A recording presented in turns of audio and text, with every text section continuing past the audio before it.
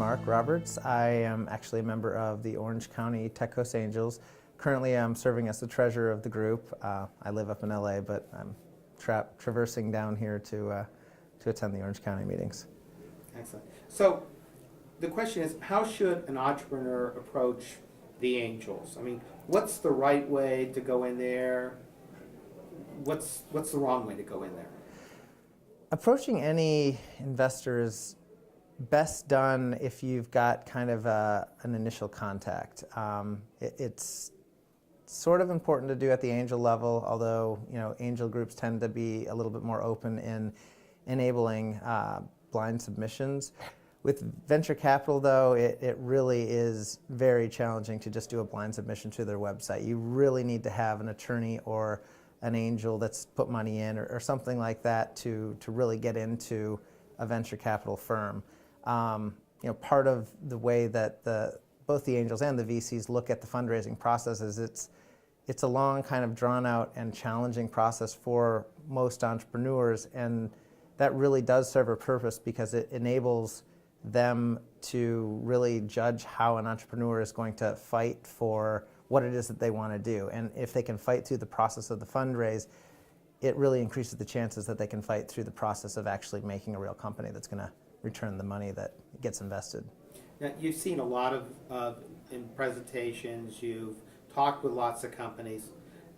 Think through the ones that sort of really stood out and been effective. What are the characteristics of the companies that sort of really stand out and have been effective and caught your attention?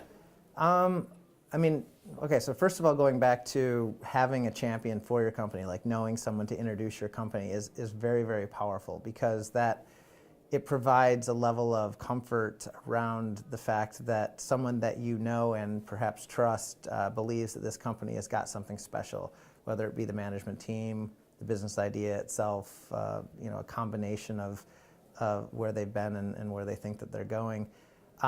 Aside from that, passion is something that really jumps out quickly to prospective investors. Like, to know that the entrepreneurs are really jazzed about getting from where they are to somewhere very easily with the money that you're going to put in is an important thing. Saying like, oh, we want to raise X amount of dollars and it's just going to get us farther down the road, but we're not quite sure where that is. That doesn't ring so well. You need to be able to articulate how you've gotten to the point that you're at, what the next phase is, and how the amount of money that you're raising is actually going to get you there with a high degree of confidence, and why that's going to be, super important and interesting compared to where you are today. Mm-hmm. Any sort of tips or special things you want to pass along to the entrepreneurs?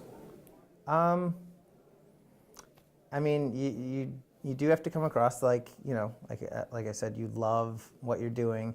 You're not so in love with it that you want to make it a lifestyle company, because obviously when you're asking people for money to go into your company, there needs to be a point where you are ready to turn over the control of it, have the liquidation event occur, and allow not only you, the entrepreneur, but also everyone that's believed in you, the investors, to get back their money with hopefully 10, 100, 1,000x return.